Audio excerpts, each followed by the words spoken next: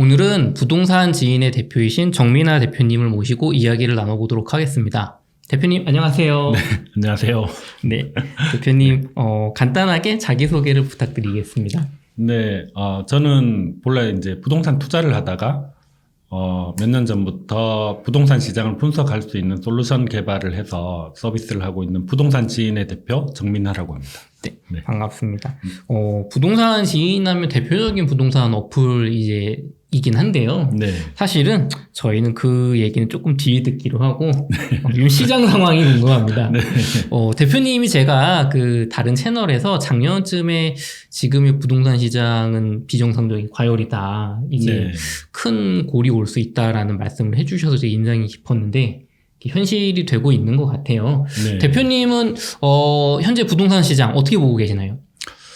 지금 아무래도 이제 적어도 뭐 이렇게 10년 뒤의 시장 뭐 이렇게는 이야기하기가 좀 애매할 거고 이제 이 방송을 보고 계시는 분들도 이제 별로 관심이 없을 거고 당장 내년에 시장이 어떨 거냐를 보면 좋을 수가 없는 상황이죠. 지금 현재로서는. 그리고 이제 굉장히 특별한 어떤 변수가 발생 안 한다면 네. 가격이 이제 조정을 받고 있는 상황이 계속되지 않을까 이렇게 보고 있습니다. 그러면은 특별하게 뭐 굉장한 큰 변수가 발생하지 않는다면 올해뿐만 아니라 내년까지도 전반적인 가격 하락으로 보고 계시는 거잖아요. 그렇죠. 그 근거가 궁금해요. 사실은 작년에 이제 하락할 가능성이 높다라고 말씀하셨던 근거도 궁금하고 동시에 네. 요즘 또 분위기에 따라서는 생각에 따라서는 많이 떨어진 것 같은데 뭐 내년 여름쯤 지나면 오르지 않을까 이렇게 또 막연하게 생각하시는 분도 계시거든요. 네. 설명 부탁드릴게요. 첫 번째로 시장이 이제 사실은 저는 이제 작년이 아니고 네. 재작년 그러니까 19년 하반기부터 이제 슬슬 조정을 받아야 될 시기가 됐구나라고 이제 생각을 했어요. 네. 그래서 20년도 들어와 가지고 이게 코로나가 터졌잖아요. 그러면서 이제 시장이 좀 비틀어진 거죠. 그 이전에 이미 어느 정도 조정을 받아야 되는 시기가 됐다. 네. 근데 그 이전에 조정을 받아야 된다라고 판단을 했던 가장 큰 이유는 뭐냐면, 이게 자산가들이 선호하는 어떤 부동산이 있어요. 이런 거는 이제 좀 더 가격이 올라가도 버틸 수 있는 상황이었는데, 네. 일반 중산층이죠. 네. 일반인들이, 직장인들이 직장 생활을 해서 집을 살 수 있는 임계점을 넘어갔다라고 이제 보이는 거예요. 그 정도 선이면, 그러니까 한 2020년 정도의 가격이면, 네. 그나마 직장인들이 뭐 열심히 하면 집을 좀 사겠다. 이게 있었는데, 21년도 들어와서, 그리고 이제 22년도 이렇게 넘어오면서, 이게 소득으로는 집을 사기가, 근로소득으로는 집을 사기가 너무 힘들어진 거죠. 이제 저번에 그 한문도 교수님도 그런 이야기를 하셨었지만, 네. 이 소득이 그렇게 급격하게 오르지는 않거든요. 소득이 그렇게 급격하게 오르지는 않았는데, 자산에 대한 어떤, 거품이, 그 심리에서 반영이 된 거예요. 그러니까 예를 들자면은 이런 거죠. 내가 5억을 주고 집을 샀는데 집이 10억이 됐어요. 네. 은연중에 지출이 늘어나요. 그 집값도 오르고 좋은데 고기 한 번 먹고. 네, 주식도 마찬가지잖아요. 내가 주식을 뭐 이렇게 뭐 예를 들어서 테슬라 주식을 샀어요. 네. 팔아서 현금화한 건 아니지만 은연중에 이제 내가 뭐 이렇게 10억 정도의 자산을 가지고 있어가 이제 이 심리에 깔리거든요. 그런 것들이 이제 좀 많이 퍼져 있는 상황이었죠. 21년도가. 그리고 이제 그 코인이든지 주식이든지 돈을 버신 분들이 결국엔 집을 사요. 그죠. 벌어서 뭐 어디 틀 데 없고 네. 안전한 걸로 하면. 그러니까 다른 자산에 이제 투자를 해서 수익이 발생하신 분들이 또 이 시장으로 진입을 하고 하면서 네. 이 거품이 조금 과해졌다라고 보고 있는 거예요. 특히나 20년도 하반기부터 해서 네. 21년도까지 이제 이 가격이 상승한 거가 그 이전에 어느 정도 이제 가격을 다져왔다가 한 번에 이렇게 레벨업을 하는 거면 이해가 되는 상황인데 그게 아니고 지속적으로 상승을 해서 조정이 와야 되는 시기에 한 번 더 레벨업을 해버린 거예요. 음. 그러면 이제 그 시점에서 올라간 건 거의 오버슈팅이 아닐까라고 보는 거죠. 그러면은 요거를 조금 질문을 더 깊게 들어가 보면 21년, 뭐 20년까지 뭐 조금 세게 보면 20년, 조금 네. 뭐 러프하게 보면 21년의 상승은 거품 가격이기 때문에 네. 레벨이 올라간 거기 때문에 그 가격 이하로 떨어지더라도 그렇다고 뭐, 그러니까 20년 가격으로 돌아간다고 그렇게 또 싼 상황은 아니다. 로 볼 수도 있나요? 왜냐면 아까 대표님은 네네. 19년 말 뭐 20년 초 정도 됐을 때 이제 조정이 좀 한번 와야 돼, 다져지는 시기가 네네네. 와야 된다라고 보셨잖아요. 네. 그럼 20년 가격으로 지금 2년치를 다 반납하고 떨어졌어요. 네. 20년 1월 가격으로. 네.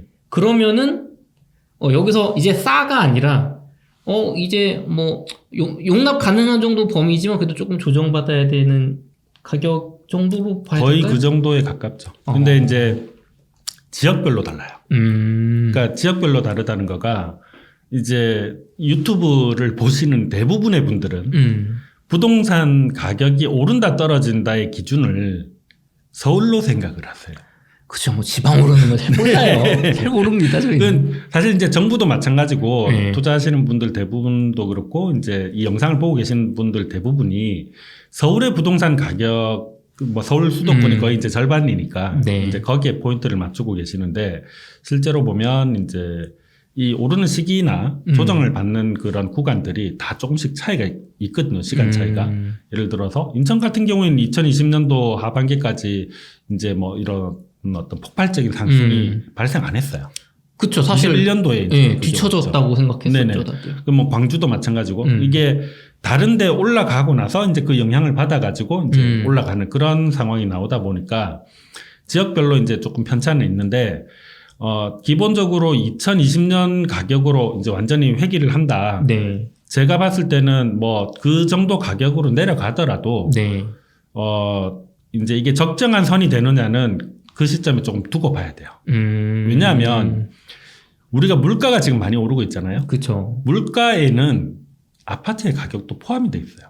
부동산 가격이 기본적으로 포함이 돼 있는 거예요. 네. 그러면 물가가 많이 오른 시점에 이제 가격이 이제 버블이 생겨서 이만큼 올라갔다가 네. 내려오잖아요. 네. 그럼 20년도에서 21년도, 22년도, 내년 되면 23년도 한 3년 정도 기본적으로 상승해줘야 되는 물가 상승률이 있고, 그쵸. 그리고 이제 이게 내려오면서 어느 적정한 선에서 멈추느냐, 네.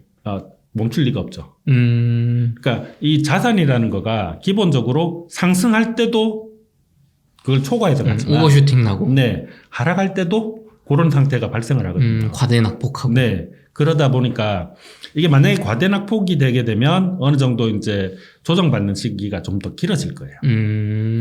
그 사람들 심리 때문에. 근데 이제 제가 봤을 때 어떤 적정한 가격선은 네.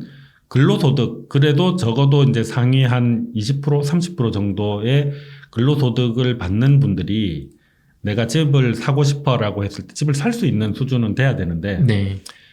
지금 현재의 가격은 그런 수준이라고 보긴 좀 어렵다. 21년 4분기 고점 대비 몇 프로 하락? 이렇게 답변 주셨어요. 고점 대비 몇 프로 하락은 이제 지역별로 이렇게 편차가 너무 크니까 네. 좀 그런데 소득에서 생각을 해보면 네. 보통 이제 그 PIR 기준으로 봤을 때도 그렇고 서울 같은 경우에는 대략 한 15에서 20 사이라고 보고 있어요. PIR 기준 15에서 20. 네네.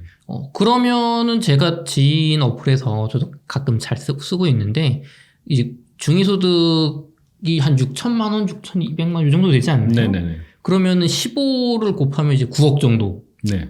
그러면 한 8, 9억 정도면은 33평 기준 8, 9억 선 정도가 된다면 괜찮은 가격대가 된다. 네. 근데 이게 현실적으로는 그렇게 돌아가기가 어려울 거예요. 거기까지 안 떨어질 거라고 보시는 건가요? 안 떨어지는 거의 문제가 아니고 네. 실제로 이제 우리가 이제 어떤 경제 상황을 이렇게 보면 이론적으로 나오는 내용들이 있고 현실에서 이제 발생하는 예상 못하는 그런 것들이 있는데 네. 이 기본적으로 심리가 그게 잘 안 돼요. 그래서 예를 들어서 이제 8, 9억 정도면 서울에서 사실은 그 정도면 사죠. 네. 그렇게 생각하는 분들 많이 계실 거예요. 실제로 저도 조금 기다리는 단지가 있습니다. 네네. 그 정도 가격이면 뭐 충분히 이게 산다라고 생각을 하게 되는데 그 시점에서 사람들이 요 정도 가격이면 괜찮아 가 돼버리면 선행해서 누가 사겠죠. 그 문제가 발생하는 거예요. 그래서 이제 우리가 뭐 데이터나 네. 어떤 경제학적인 어떤 이론을 가지고 현장에 들고 갔는데 네. 그게 잘 반영이 안 되는 경우들이 발생하는 거가 실제 시장은 그것보다 훨씬 더 이렇게 민감하게 반응을 하더라고요. 그래서 어느 정도 가격이 이게 조금 될 것 같아? 뭐 이렇게 되면 요 정도 가격이면 괜찮은 것 같아라고 대중들이 생각하는 시점이 되면 네. 그 앞에 이미 매수가 들어가기 때문에 뭐 그런 문제가 있고 지금 현재는 또 이게 떨어지고 있는 중이잖아요. 네네. 떨어지고 있는 중이다 보니까 어떤 문제가 생기느냐면 실제 거래가 잘 안 발생하는 이유 중에 하나가 사는 사람 입장에서는 더 빠질 거라고 생각을 하는 거예요. 지금 우리가 유튜브에서 이런 영상을 찍고 내년에 또 별로 안 좋을 거예요라고 하잖아요. 그러면 이제 이게 사는 입장에서 지금 부르는 가격이 예를 들어서 10억이다라고 해도 네. 더 깎고 싶은 거예요. 그쵸. 내가 내년에 기다리면 더 싸게 살 수 있을 거거든요. 지금 그렇죠. 사니까 5천에서 1억은 싸게 사야. 네. 내가 지금 집이 필요한 사람인데도 불구하고 집을 안 사는 거죠. 아니면 꼭 사야 되는 상황이면 더 싸게. 그쵸. 뭐 이런 상황인데 부동산은 대표적으로 자산들 중에서 들고 버티기가 굉장히 좋은 상품이에요. 안 되면 들어가서 살지 뭐. 그쵸. 네. 그리고 이 전세 가격이라는 게 있으니까 버티기가 좀 쉬운 상품이란 말이에요. 그래서 이게 지금 현재 시점에서 그냥 이제 이론적으로 이렇게 네. 봤을 때는 2020년 가격으로 회귀를 하는 것들이 네. 정상적으로 보이지만 네. 현장에서 지금 이 심리가 네. 어떻게 이제 변동을 하느냐에 따라서 그거보다 더 내려갈 가능성도 있다라고 보는 거죠. 그거보다 더 내려갈 가능성이 발생하려면 심리지에서 어떤 문제가 발생하느냐면 지금 물가가 이제 많이 오르고 있고 네. 금리도 이제 많이 오르고 있어요. 네. 내년 되면 이제 금리가 어느 정도 안정권 그러니까 덜 떨어지는 수준이 되지 않을까 이렇게 보고 있는데 금리가 덜 떨어지는 수준이 된다라고 했을 때 이제 지금까지 막아놨던 경제의 어떤 아픈 부분들이 드러날 수 있어요. 그죠. 뭐 가계부채 얘기도 가장 많이 나오는 그쵸. 얘기죠. 그것도 있고 뭐 기업들 같은 경우에도 이제 당장 내년에 크게 문제가 될 부분이 전 두 가지라고 보는데 하나는 이제 PF. 네. 지금 그 금융감독원에서 PF를 이제 좀 뭐라고 해야 되나 관리를 시작을 했거든요. 특히 그 PF 쪽에 이제 증권사 아니면은 이제 그 금융권에서 1금융에서 이제 가지고 있는 투자 회사들이 네. 그걸 많이 했어요. 네. 많이 했고 이제 수익률이 좀 괜찮으니까 은행 금리 그거를 받아서 이제 돈을 뭘 돌려야 될 거예요. 그러니까 수익률이 괜찮아서 그걸 많이 했었고 경기가 좋다 보니까 대부분 성공을 했어요. 그쵸. 근데 이제 이게 경기가 나빠지고 하면 특히 미분양이 발생을 한다. 이렇게 되면 금융 비용이 굉장히 많이 올라가게 되죠. 그럼 이제 사업 자체가 위험해지니까. 그리고 이 위험한 것들이 금융권으로 전이가 되면 곤란하니까. 금융감독원에서 이제 지금 현재 들고 있는 사업장들에 네. 대한 어떤 관리를 시작을 하는 거예요.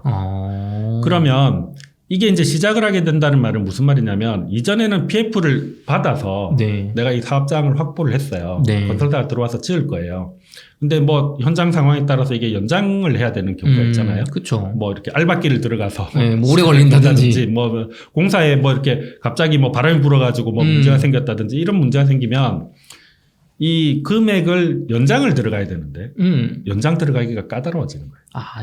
이제 그런 걸 잘 안 해주려고 하는 분위기일까요? 네. 그렇게 되고 이제 비용이 더 발생을 하게 되고 그러니까 이제 그렇게 되면 시행하고 있는 쪽에서 문제가 좀 생길 가능성이 높고 특히 중소 건설사에서는 자기들이 직접 EPF를 진행을 하는 경우들이 있어요. 그렇게 되면 이 회사 자체가 위험해지는 경우도 발생할 수 있죠. 그러면은 그 PF 대출이 어떤 뇌관이 돼서 건설사들, 중소 건설사들의 줄도산의 그런 시발점이 될 수도 있다. 이제 줄도산까지는 아니더라도 일단은 시장 자체가 조금 어려워질 수 있는 거죠. 뭐 어쨌든 굉장히 공포 분위기는 확실히 되겠네요. 네, 지금 현재 사실 이제 돈을 돌리는 거가 제일 윗단에서 이제 뭐 이렇게 자산 운영하는 네. 회사들이 있잖아요. 그럼 여기에서 이미 그런 돈 풀리는 거를 조절을 하고 있어요. 건설적으로 돈 풀리는 것들을. 그리고 이제 금감원에서도 그런 것들을 진행을 하고 있으니 내년 되면 아마 이 공급 물량들이 아무래도 좀 조절을 받는 상황이 되겠죠. 그런 부분들이 있고 또 한 가지가 시장에서 이제 봤을 때 뭐 이런 그 돈이 안 돌아와 가지고 이제 문제가 되는 부분들이 있고 이 심리들이 네. 내가 지금 이 집을 사고 뭐 이렇게 하려면 내 자산 상태가 건전해야 되는 거예요. 그렇죠. 여유가 있어야 집 네. 사는 거죠. 근데 주식도 빠지고 네. 뭐 다른데 뭐 이래저래 해놓은 것들이 별로 상태가 안 좋다. 아니면은 내가 이제 사업체를 운영을 하고 있는데 이게 그 내년 됐을 때 과연 금리가 더 금리 문제가 아니고 경기 자체가 더 좋아질 것인가. 경기가 별로 안 좋고 이렇게 되면 그렇죠. 막 장사 잘 안 되는데 막 빚내서 집 사라는 거 쉽지 그렇죠. 않죠. 그렇게 안 그래도 이게 지금 시장 상황이 별로 안 좋은데 내가 장사하는 내 수입선에도 문제가 조금 있어. 이렇게 되면 이제 살려고 하는 수요가 더 약해질 수 있는 거죠. 그렇죠. 전문 투자자 아닌 이상은 이거를 다 뚫고 지금이 기회다라고 생각을 할 수가 없는 거죠, 사실. 네, 그렇게 되니까 내년에 이제 조금 가격 빠지는 거가 네. 어느 정도까지 빠질지는 현장에서 이 상황들에 따라서는 그거보다 더 빠질 수도 있고 그리고 정부에서 뭔가 이렇게 획기적인 미친 듯이 돈을 풀어보겠어요. 우리가 영국처럼 한번 가보겠어요. 뭐 네. 이렇게 되면 또 모르는 거예요. 그것 때문에 조금 복잡한 상황이 돼버렸죠. 어쨌든 전반적인 예상은 가격이 너무 소득 대비 높았고 지금 심리도 완전히 죽고 그 전 세계적인 경기 침체 악재가 있기 때문에 큰 폭의 하락, 최소 20년 정도 집값으로 돌아가야 된다. 더 빠질 수도 있다라고 네네네. 보시지만 또 이제 이런 어려움을 타개하기 위한 또 이제 큰 어떤 정책적인 거라든가 혹은 대외 여건이 급격하게 바뀐다거나 하면은 또 이제 이 100% 예측을 할 수 있는 건 아니다. 그러니까 9대1 정도로 보시면 될 거예요. 9대1. 사실은 9대1도 좀 많이 본 거고 네. 99대1 정도 확률이 아닐까 싶어요. 내가 99라고 말을 하고 싶지만 그래도 또 혹시 그렇죠. 모르니까. 세상 일은 진짜 알 수가 없는 거거든요. 예를 들면 코로나 터질지 누가 알았겠어요? 그렇죠. 전쟁 날지 누가 알았겠어요? 그렇죠? 네. 그런 것처럼 변수가 100%라고 말할 수는 없지만 정말 큰 폭의 하락이 장기간 혹은 큰 가격 하락이 있을 가능성이 높다. 네. 그러면 그거 질문 드려볼게요. 요즘 5년 하락한다, 6년 하락한다, 네네. 뭐 10년 하락한다고 하시는 분도 계시거든요. 네네. 이게 저는 궁금한 게 하락의 기간이 중요한 거예요? 하락 가격이 중요한 거예요, 대표님? 가격이 많이 빠지면 사람들이 살려고 하지 않을까? 이런 생각도 하거든요, 시청자분들이. 그렇죠. 가격이 많이 빠지면 살려고 할까? 가격이 많이 빠지면 안 사죠. 더 안 사나요? 네. 왜 그러냐면 사람들이 집을 어느 정도 사야 되겠어라고 생각하는 시점은 뭐냐면 네. 내 소득 대비해서 이 정도 집은 살아줘야 되겠어라고 생각하는 건 거지. 그러니까 이게 가격이 오를 거야라고 생각해서 집을 사지 않아요. 보통은 가격이 오를 거니까 사람들이 막 심리해서 산다라는 얘기를 많이 하는데요, 저희는 뉴스 네. 같은 데서도. 그러니까 그건 이제 상승기 때 이야기하는 거고. 네. 그러니까 뭐 한 2015년으로 한 10년 전으로 이제 돌아가 볼게요. 네. 10년 전으로 돌아가서 서울에 있는 사람들한테 뭐 결혼하면서 이렇게 집을 전세 사는 거나 집을 사는 거나 가격 차이가 별로 차이가 없으면 집을 사라라고 했다고 가정해 보면 집을 살까요? 굳이 뭐 꼭 그렇죠. 전세는 그냥 이게 사람들이 그 생각을 많이 해요. 전세는 내 원금을 지키는 거고 돌려받을 돈. 예. 집은 가격이 빠질 수도 있잖아. 그렇죠. 네. 그 문제가 발생을 하기 시작해요. 어느 정도 시간이 지나면. 특히 지금 이제 거래가 절벽인 이유도 동일한 거예요. 자, 내년에 저도 나와서 뭐 이런 이야기를 하고 다른 많은 전문가분들이 내년에 가격이 좀 별로 안 좋을 것 같아요. 네. 그러면 투자 목적으로 집을 살 생각이 없는 거죠. 없어져야 정상인 거죠. 그쵸. 내년에 집값이 더 빠진다는데. 타들 떨어진다고 하고 실제로 내가 봐도 그럴 것 같은데. 그러면 지금 안 사게 되는 거죠.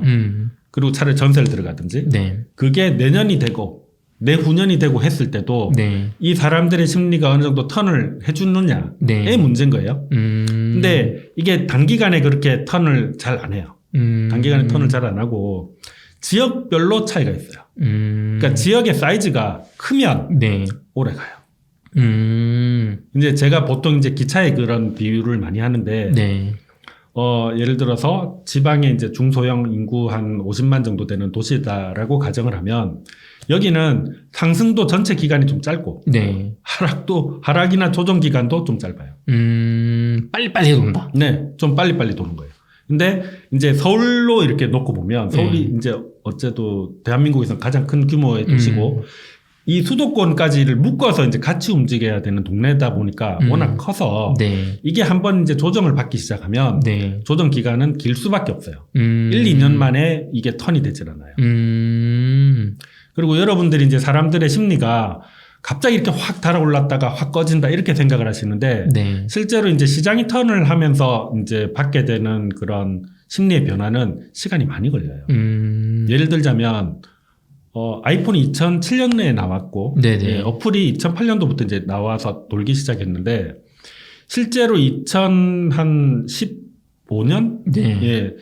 그러니까 10년 좀 안 되는 한 7, 8년 정도 되는 이 시간 정도까지 사람들이 스마트폰을 그렇게 많이 안 썼어요.